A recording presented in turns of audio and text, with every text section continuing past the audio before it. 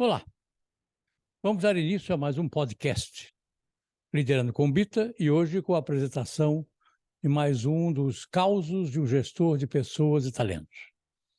A história que vou contar para vocês hoje é uma história ocorrida comigo e com alguns colegas, professores convidados da Fundação Getúlio Vargas. Nós éramos um grupo de cerca de 12 ou 13 professores e haviam sido indicados para dar aula num fim de semana em Ribeirão Preto, no colégio lá existente. E, normalmente, o colégio tinha um procedimento para professores do Rio de Janeiro e professores de São Paulo. Os professores do Rio de Janeiro saíam um pouco mais cedo, porque o seu voo, que saía de Ribeirão Preto, descia em Congonhas e daí eles pegariam uma ponte aérea. E o pessoal de São Paulo sairia mais tarde, porque não tinha essa preocupação de fazer essa conexão. Mas nesse sábado, por razões que não me lembro agora qual o fundamento dela, os voos foram suspensos.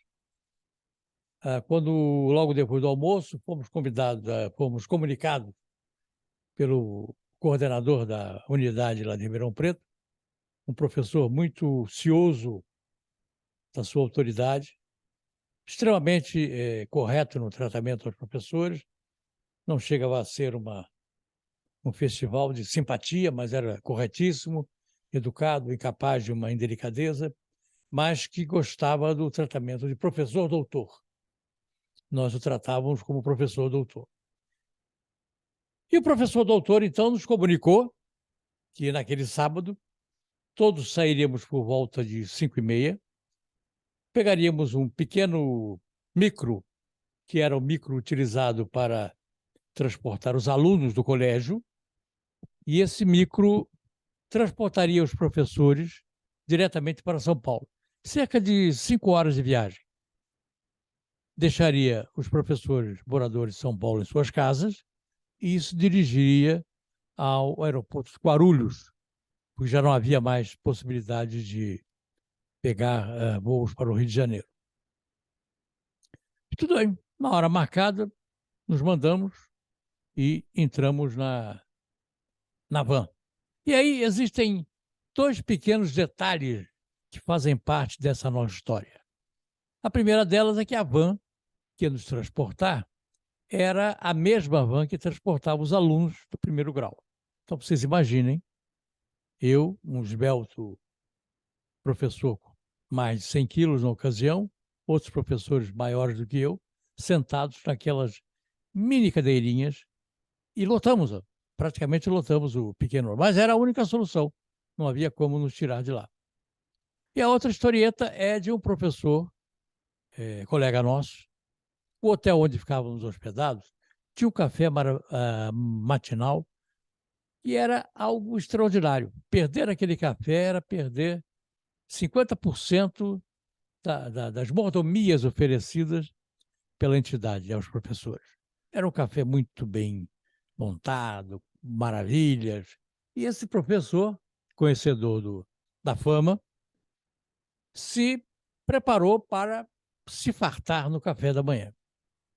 Ao sentar para iniciar a sua refeição, chegou à mesa dele uma professora, amiga nossa, grande amiga, figura extraordinária, além de excelente professora, mas que era adepta de um processo de qualidade de vida. E ela começou a fazer, durante o café do colega, uma exortação para que ele não exagerasse e para que ele investisse na qualidade de vida, tomando um café mais comedido. E o nosso colega, uma figura muito emblemática, ele não foi capaz de se impor perante a professora. Então ele se submeteu, tomou um cafezinho preto, comeu uma torradinha com manteiga, mais nada, parece-me que não comeu fruta, eu não me lembro o que fez, mas realmente foi frugal o seu café da manhã. E como ela se levantou antes dele, antes de ir embora, ele muito cuidadosamente pegou 3 torradas que estavam no prato de serviço e colocou em seu paletó, para eventualmente suprir uma necessidade não prevista.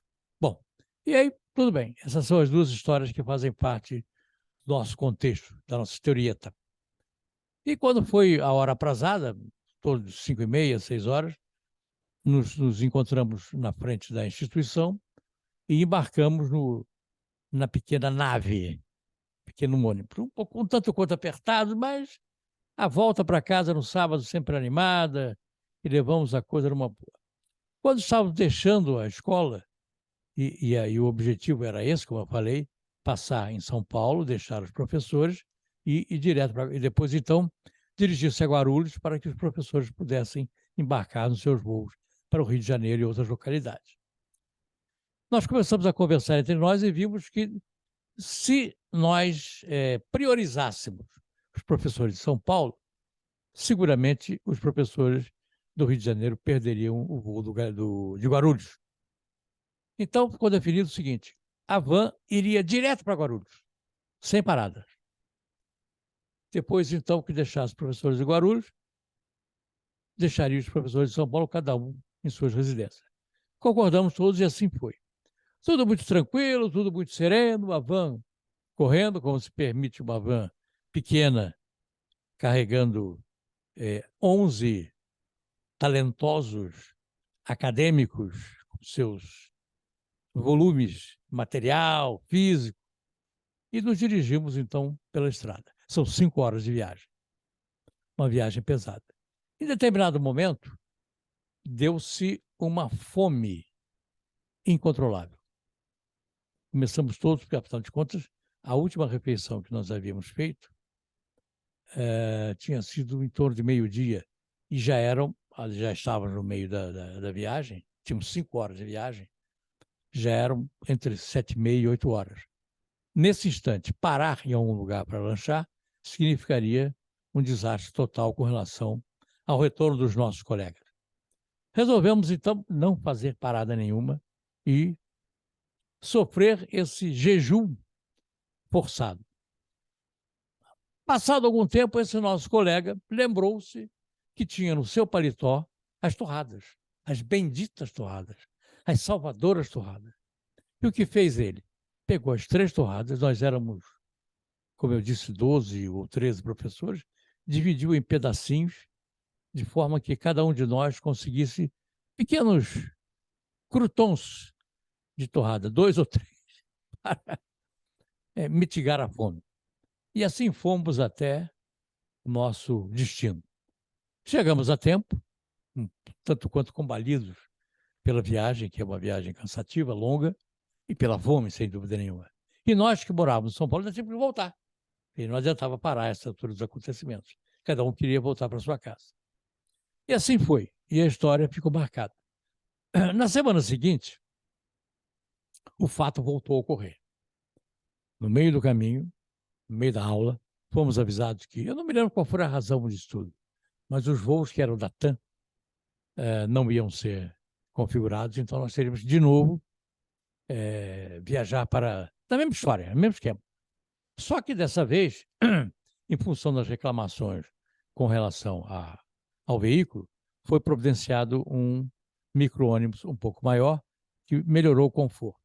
E um dos nossos colegas, cujo nome não me lembro agora, uma figura até discreta, tranquila, quando soube desse episódio, dirigiu-se à cantina da escola e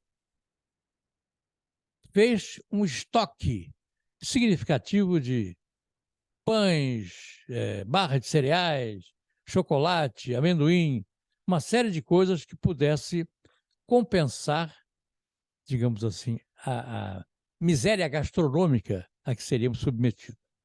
Então, quando chegamos no meio do caminho, que começaram os professores de novo, porque os demais não se preocuparam, efetivamente não se preocuparam. Eles, gente, eu tenho a salvação. Abriu lá o seu pacote, que está na sua mala, e foi essa viagem foi um verdadeiro paraíso. O maná que eles nos trouxe nos deu essas oportunidades. Então, com isso, essa história me faz lembrar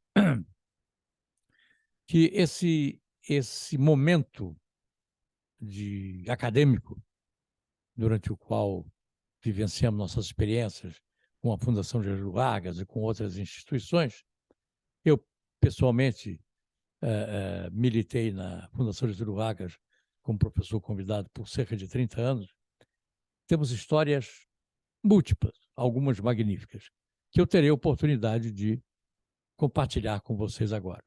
Mas tenho certeza que essa história que ficou conhecida como a Saga dos Retirantes é uma história que marcou a vida e a presença de nós, professores, na Fundação Getúlio Vargas.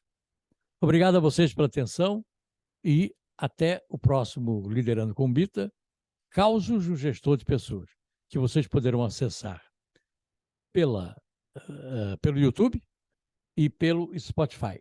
A todos, um nosso abraço e muito obrigado.